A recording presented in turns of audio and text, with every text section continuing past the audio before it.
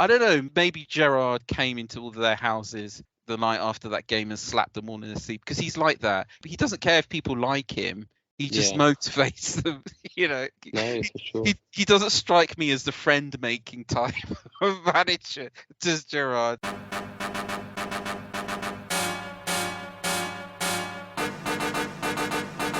You're all about to witness a monumental throwdown.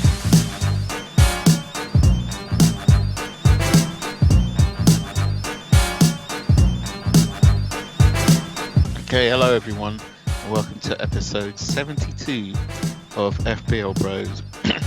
Excuse me, and God, can't talk. Jamie, you better say something. I don't know what's happened. Well, welcome to episode 70, whatever Kojo said. The FPL Bros. We're here to talk about game week 1. It was an interesting game week. I'll go first while Kojo tries to find his throat again. You're all about to witness a monumental throwdown. I'll go through my game week score. I got 58, which is one above average. It was extremely poor. I was very, very, very hopeful before the game week, and like everyone else, I think quite a lot of people were quite disappointed this game week. And it was last minute tinkering for me. I was very disappointed. But let me get down to business. My highest scorer was Salah, who got 2 clean sheets from Trippier and Cancelo. Saka got me 6 with his dodgy assist, and it was 2s and 1s all round after that. I had Sanchez in goal, which gave me a 4, not bad, but I was really hoping for more this week. At one point during one of my drafts, I had Zinchenko and I had Kulusevski, and that would have changed my whole score. But of course, things rotate, and I swap around, I get tinkering, and I've learned my lesson. So again, how you were above the average then? 1 point above. Oh, average 1 was point 57, and I was 58. Right. It's not good enough. I've got to do better next game week. Well, I mean, I think a lot of people are going to either get 6-figure or 7-figure ranks at this time of the season. Mm-hmm. And obviously, there were a lot of people who were expecting a hell of a lot more from Kane. What can I say? Anyway, I'm not going to sugarcoat it. So I'll move on to my score, which was 73. And I'm pretty happy with that. And obviously, part of the reason I got 73 is because I had Haaland. I didn't captain him. I captained Salah, but 13 points from Haaland. You can't complain. I had 3 clean sheets from Ben White, Cancelo, and Reece James.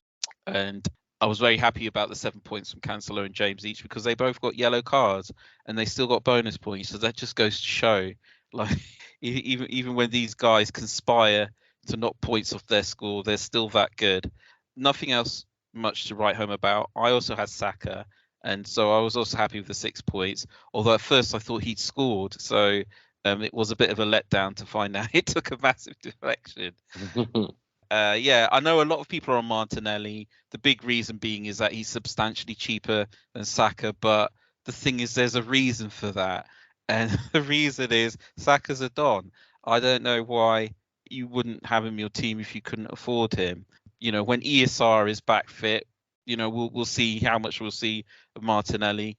I'm also pretty certain that Eddie Nketiah got a run out on the sort of the left side of attack as well pre-season. Mm-hmm. So anyway, I'm going to leave it there. Obviously 73 is good, and it's on to game week 2. You're all about to witness a monumental throwdown. So, any thoughts on game week 2 in general, or what you're going to do with your team? Yeah, I'm probably going to use my free transfer, and I'm probably going to, because I suppose there's a thing, the eye test. I watched both the games, the Man City and the Spurs game.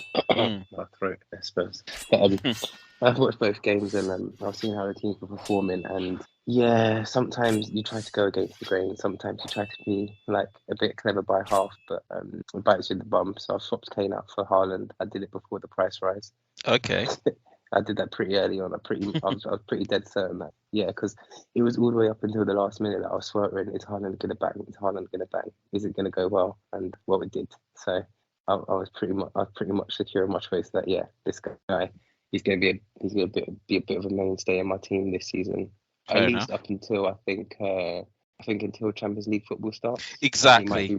He might be rotated out for some of the big Champions League game midweek, and then have Alvarez in on the weekend for like the lighter Premier League fixtures. Yeah. So that's where my main concern lies. And then maybe when that happens, I might I don't know what I might do, but I've also got one eye on Nunez because I don't like him. I don't think he's a great player. Like genuinely, I don't think he's a good footballer. But I think he could score goals. If you know what I mean. Yeah, he's a bit of a Vardy. It could be dangerous. It could be dangerous not to own him. Yeah, and I think coming up, I think Liverpool I think looking at these two teams, and you look at the number of goals they scored over the past few seasons, like they've been breaking records season after season after season, and now, like I've said before, they've gone with like the pointy end attack. They've got two centre forwards who've got goals written all over them. So I think it's stupid to overlook them. It's going to be interesting because it seems like Nunez really does like to get in there a lot more than Firmino does, and I think it changes the whole dynamic really, because before, when people thought about goals at Liverpool, it was Salah and Mane, but now you've got like a third choice to think about, third factor in there. I have to admit, my head has been turned about Nunez as well, because a lot of people are talking about his performance, and I mean that's the thing. Even though he might not necessarily be a world-class striker, he is in a world-class team, and he is very quick as well, which is a massive plus if you play for Liverpool. The way they play with the quick turnover, trying to press the opposition in their own half and then attack with breakneck speed. He's got the speed so that he's in the right place at the right time. For sure. Yeah. He just makes sure he's a bit of a nuisance, which is what you need, to be honest. I think so. Again, I can't help wondering how much pitch time he's going to share with Firmino, but I don't know. Does Klopp strike you as the ruthless kind? Is he ready to throw Firmino on the scrap heap if Nunez keeps doing it and Firmino doesn't? I think so. I don't think Klopp's a loyal manager. I think he's got the cutthroat about him. Yeah. I mean, look how he treats someone like who's arguably won him how many? Like when the business needs to be done. All right, on you get for Origi, score a goal. All right, see you later. Maybe see you in 3 months' time. Yeah. No, I think that kind of answers the question there. Yeah. So if you need to score a goal, you need to score a goal. That's it. That's what I'm waiting for now. He probably said it like that as well. You're all about to witness a monumental throwdown. So yeah, that's very interesting. I think Spurs throws up some interesting questions. Obviously, a lot of people. I think the players that people will be keeping their eye on is Kane. Obviously, you can never discount Son either. But then there's questions about Kulusevski and there's questions about Perisic. What do you make of the Spurs setup? Obviously, their next game is Chelsea, so they might not get much from that. But Spurs in general. I know it might be difficult to have to think about. No, it's okay. I can separate my bias somewhat. But Spurs, your standout, or at least the main players that I look at when I look at Spurs, it's Kulusevski. I think he's a solid 8 mil pick. Probably one of the better ones, to be honest. I think he's up there with Luis Diaz. Yeah. I think they're far more regular producers than Saka, who can be a bit in and out. Yeah, he can go a couple game week with blanks, which doesn't help you at all. No, and then he can maybe fire in a brace, and then he's back on form. But Kulusevski, even for the half a season he was there, he was very steady, getting an assist, getting a goal, maybe getting a brace or something. You know what I mean? Definitely. And then I'm looking at after Kulusevski, obviously, and this is only because of price point that this person's second, but Son. Again, I think he's top tier talent. He's their main goal provider. Interesting point of interest. Apparently, in the game against Southampton, he was the most further forward of all the Spurs players. Yeah, that doesn't surprise me. I think that's their new rotation, to be honest. Yeah, it is, because I think Kane is dropping back in as he gets a bit older. He's more of a creator. Yeah. But beyond that, I don't know. Beyond that, I know this sounds a bit bizarre, but I wouldn't look at Perisic. I'll probably look at someone like Perisic is 5.5? Yes. and probably due a price rise because of the way people have bought him. If he gets a good haul, then they're probably going to pump him up a little bit. You say that, but he was one of the most sold players because because there was so much hype around him before Game Week 1, and then obviously Game Week 1 he didn't start and he came on, got a 1-pointer, and you know, even though the more engaged managers or the more, I suppose, the geeky managers, ones who are reading up stuff and press conferences and fan forums will say, oh no, he still might get good. But everybody else is like, no, we're done. 1 point. We're not wasting our time anymore. So the guy might. Well, I don't blame them. Yeah. I don't blame him. I never had him. He made my first draft. I made about 4 or 5 drafts. He made my first draft for Game Week 1, but after that, I quickly traded him out because I just thought, I don't know about you. Exactly. I think you like yeah, fair enough, elite talent. See, this is the thing. Whatever else, but this is the Premier League, mate. You're a 33-year-old wing back. I don't know what's happening. Well, exactly. With Game Week 1 teams, you've got to play it safe because I've had plenty of Game Week 1 teams where almost half the players didn't turn up, and I thought never again. Game Week 1, play it safe. The big players, the big stars, the big money signings, the stalwarts. That's what you want in your Game Week 1 team, because you don't want to have people not turning up or only turning up for a bit, because you need to get a good start. And that was the thing about Paris. There was so much doubt over whether he would start or not. I just thought, look, some people may have thought it was worth a gamble, but even if he had played 90 minutes in that game, like you said, he's past it, really.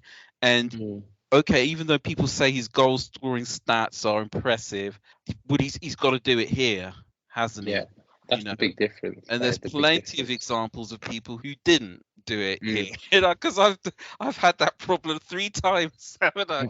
First there was Pepe, then there was Werner, and then there was Jadon Sancho. Oh, gosh. If anybody knows about people failing to produce after their big reputations from abroad, I know all about that.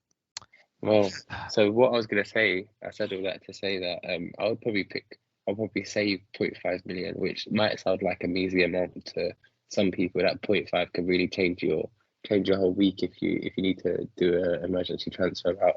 I'll probably save 0.5 and I'll go for someone like Dyer, who just purely because, I mean, he scored a goal, which is very unusual for him, but purely because of just clean sheet points. Yeah. Just because they're going to be solid at the back. Conte is known to have very solid at the back teams. So I think you could probably spend 5 million a bit better than that when you look across the league at all the defenders. But if you had to pick someone from Spurs, then that's probably where I'd go with my third choice.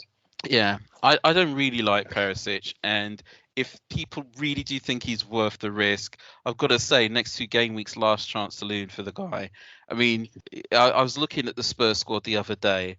So on the left, they've got Perisic and Sessegnon. I mean, Reguilon did play there last season as well, but the word on the street is that he's on his way out of Spurs. So you've got 2 people there, and then on the other side, you've got Doherty, you've got Emerson Royale, and you've got Jed Spence even. So, and the thing is, he's going to change them around. Conte wants to take the Premier League and the Champions League seriously. That's why he went to the Spurs board and says, look, I need 2 top players in every position, and they're pretty much giving that to him at the moment, aren't they? So there's going to be a lot of swapping around there, and yeah, for that reason, I'm not keen on Perisic at all. You're all about to witness a monumental throwdown. Yeah, okay. I mean, one thing I wanted to say generally about the way the games have been shaping up. I mean, obviously, if we look at last week's results, there were a few shockers, I think we can safely say. Nobody thought that Liverpool would come away with anything less than 3 points playing a promoted team, but that's exactly what happened. For what it's worth, a lot of people thought that Aston Villa were going to do quite well against Bournemouth. I saw Digne in a lot of teams, and he came away with 1 point. And then a lot of people had Neto in their team as well, who was a money saver, but he did absolutely nothing against Leeds, a team which struggled last season, but they didn't look too bad.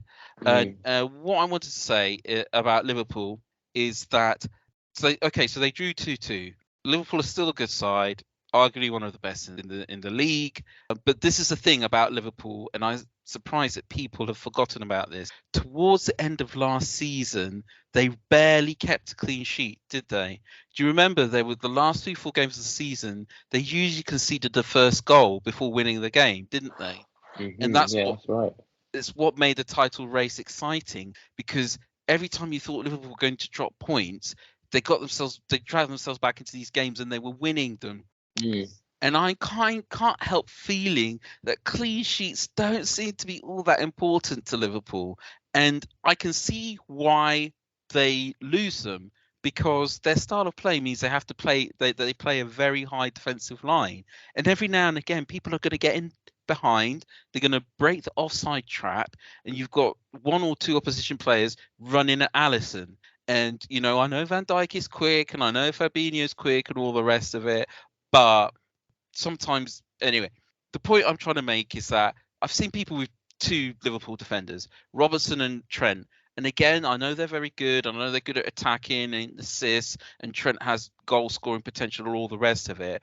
But if their bread and butter is defense and defending, and if they're not getting the clean sheets, that's 7.5 million you've got there coming away with one or 2 pointers, And if you want to have Liverpool defenders in your team, fine.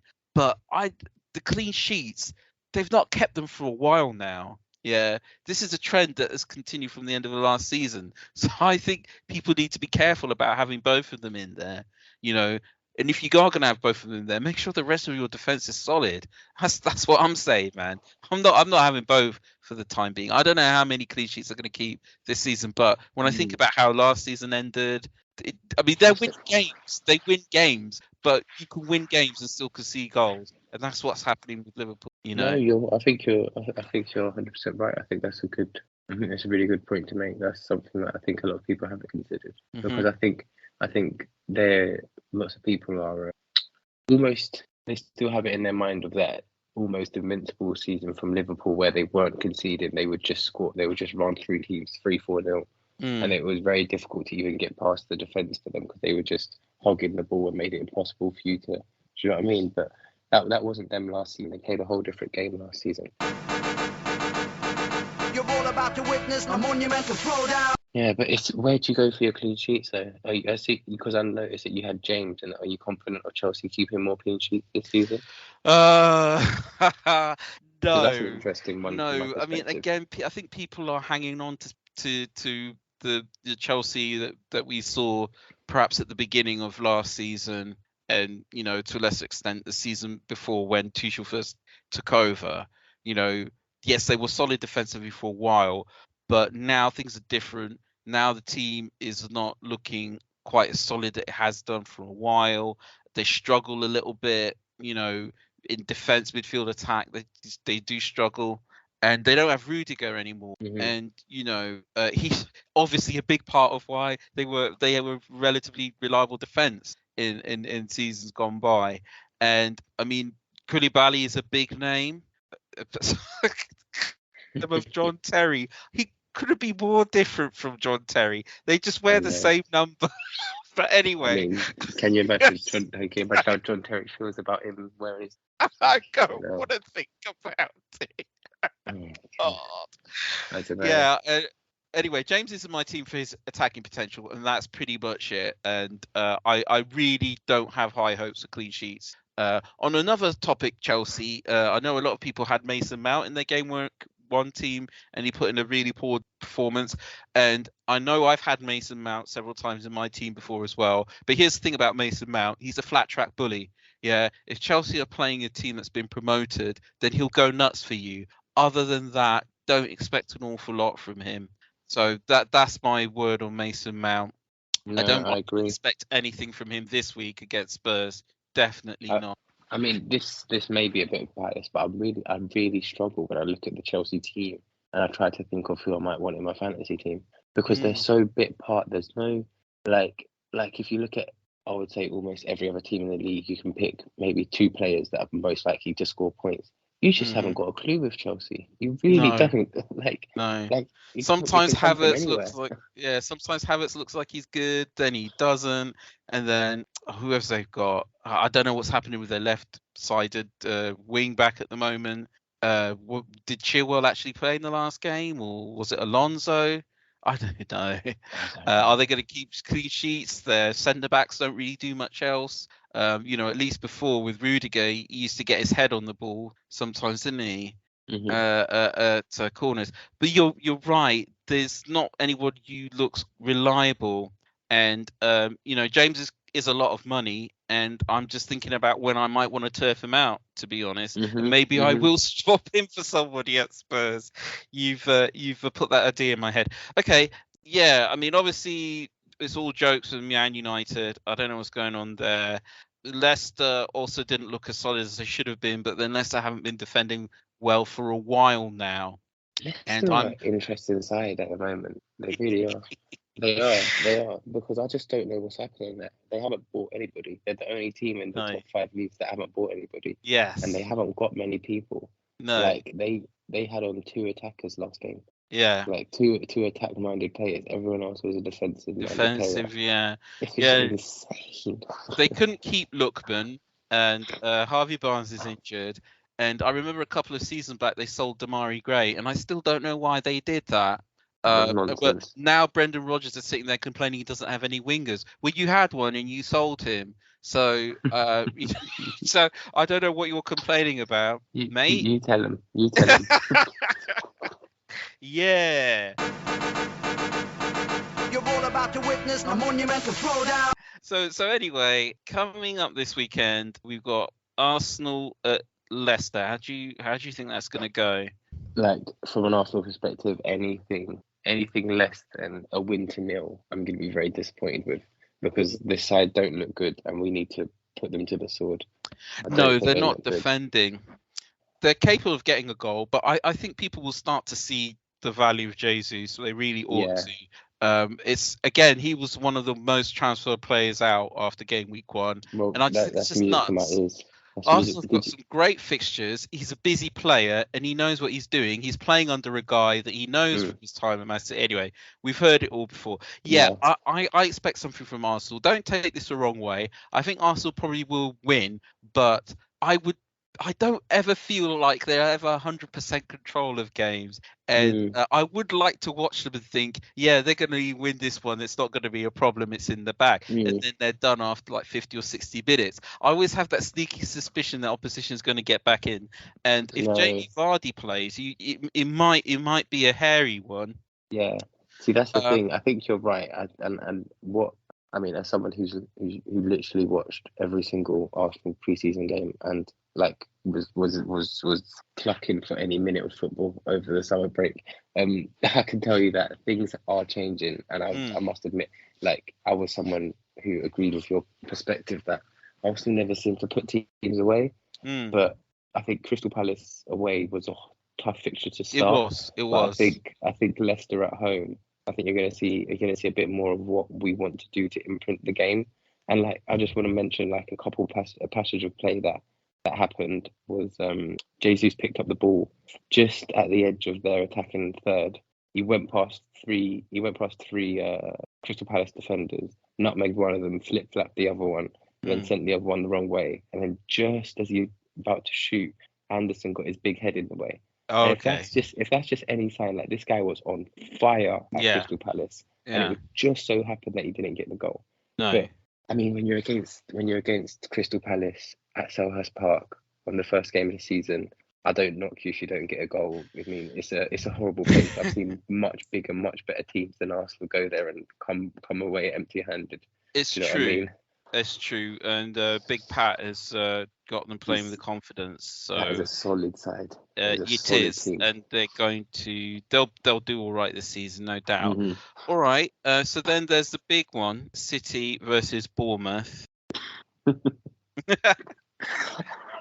Okay, sure.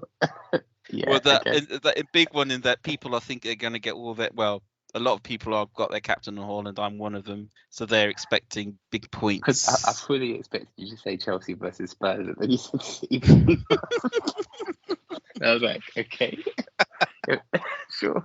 I think I mean I might hazard a guess here, but I think City might win. Yeah, they just might. I think they might just pip it. But, who did Bournemouth have in goal at the moment? What's that kid's name? Exactly. So he's gonna earn his money tomorrow. They've got Mark Travers. Travers, that's it. Travers. I was trying to remember his name. Travers. Yeah, he's gonna earn 23 years old. his dinner tomorrow. All right then, and then for kicks, Brentford and Man United. I reckon Brentford might paste it on them. You know? Yeah. I'm not joking. I think they might paste it on them. But that's the thing with Brentford and Man United. Now we're talking about. I think Brentford will have something from this game. They might not necessarily win it, but Man United could huff and puff. I mean, what they've got. We're recording at about 11:15, and the game starts past 5. Is that enough time for them to sign a striker? I'm not. Unless he gets announced in the next 20 minutes, probably not. Well, I mean, it depends. It depends if Cristiano fancies it, he might turn up. He might strip up at 45 at halftime and say, "Look, boss, put me in." Yeah, no, shut up. I know I'm not supposed to be played. Whatever. Look, I'll call the Glazers now. Put me on. You know what I mean? And then Ten Hag would be like, "You must press. Will you press?" Yeah. No. I am serious, Cristiano. Are you going to press? Yeah, sure. Just let me on. I swear on my mother's life. I don't know much about this Ten Hag guy. I don't know much. I'll admit. Yeah. But what I do know is first game week of the season playing Eriksen as a false 9 is insane to me. This is not the Eredivisie. You're not gonna walk through 90% of the teams in the league. Okay, that's just not happening. I can't. It's insane to me. The guy had a heart attack 2 years ago. I'm not going to. I don't want to pop off too much with Ten Hag because he did have a good pre-season. It was encouraging for them, but again, friendlies are one thing and full-on league games are another. You're all about to witness a monumental throwdown. All right, Chelsea versus Spurs. Hate to say it, I reckon Spurs might have it. If there is going to be a team that wins this game, it's more likely to be Spurs than Chelsea, isn't it? You know, Chelsea just looks so wobbly, and Spurs really look like they want it. They want it so bad. They can taste it. And that does things to people. It does. I've seen it. And then last of all, we've got Liverpool hosting Crystal Palace. I think, considering what I said at the beginning of the pod, I do think this is going to be a tough game. But I think what will sway it is that it's a Monday night in Anfield. I think that's really gonna put it on Crystal Palace, and Anfield is still a bit of a fortress. Yeah. So I think Liverpool will just, you know how they do. They just squeeze you. They'll squeeze you, and then they'll pop one, they'll pop two, and before you know it, it's half time and you're 4-0 down. Well, what do we do? Again, I'm going to base this on what I said before. So Liverpool to win, but Palace to score. Interesting. Put your neck out. What would you call it? What's the score? Oh, okay. Let me see now. Palace. Yeah, Liverpool are at that stage where they really want to put goals past people. So I'm going to say 3-1. Okay. Yeah. Because Palace can hold licks. Like if Liverpool put the pressure on them, they will just melt away. It's just that Arsenal didn't have it. They can hold licks, but the thing about Liverpool is that they really do punish you when you make a mistake. So all Palace have to do is make 3 mistakes. That's all. Like, you can let Man United shoot at your goal all day long, and you'll never concede. Yes, do you know what I mean? But with Liverpool, you can't give them a sniff, man. No, but that's the thing. I think that's the difficulty with the Premier League. Like, I don't know how it is with La Liga. I don't watch enough leagues or enough football in the other leagues, but I've been watching All or Nothing, so I've been reliving last season. And man, watching the games, I just think like Liverpool had a half a chance in one game. They had a half a chance, they nicked it, and then we were a bit demotivated, and we nicked another one, and it was like fuck. Yeah, just like that. Like we were perfect for I would say 88 minutes of the game. Perfect. Well, see, that was the thing. That was the point I was making before. They're in goal. I mean, Arsenal had some fantastic performances last season. They Yeah. really did. But and don't get me wrong, I think you did beat Man City, didn't you, at one stage of the season? Well, I mean, Did that happen, or was I no, imagining? you imagined it because of the way the game ended. We had them. It was 1-0. Oh It was 1-0 for most of the yeah. game, and then we got a dodgy second yellow, and then Oh there was a yeah. Sorry, and then I there was a honestly thought penalty. you won that game. But anyway, Yeah. yeah, like I said, you know, sometimes you see some teams and they're winning games, or even drawing or losing them, and they still look like they're in control. And I want to see a bit more of that from Arsenal. I mean, Yeah, for sure. they won their game against Palace, and they won quite a few games. But you know, it'd be nice. Was it West Ham when it was it no, or it was Watford? There was that game against Watford where you even losing at one point and then you came away like 4-2 or something, or 4-3. Yes, there was a game like that, I'm not remembering things as well. It's all going from me. It's gone. You're all about to witness a monumental throwdown. Okay. It's okay. Well, that's the roundup for Game Week 2. Really quickly, if you're listening on YouTube, please hit subscribe and please hit the like button and help us out. And it's really good for us, and we very, very much appreciate it. And yeah, was there anything else? I think that's it. No, that's it. I look forward to seeing some green arrows. That's right. Yeah, I think game week 2. You set up your team for the first few game weeks anyway, so I'm feeling confident about the next 2 or 3 game weeks. All my players are at home, by the way. That's really nice. Yeah, have you rolled your transfer this week? I think I'm going to. I really did. I looked at my team and I thought I don't want to make any changes. I mean, That's there's solid. a lot of talk. There's a lot of talk about Bailey being benched or whatever, but he probably. Also, something crazy. Like I had Connor Cody in, who is Wolves captain, and now he's got an Everton shirt on. Oh yeah. I was like, man, I don't want an Everton player. I want Connor Cody, a Wolves defender. There's going to be a lot more of that. There's talk of Reguilon going to Brighton. There's still a few twists and turns, my friend.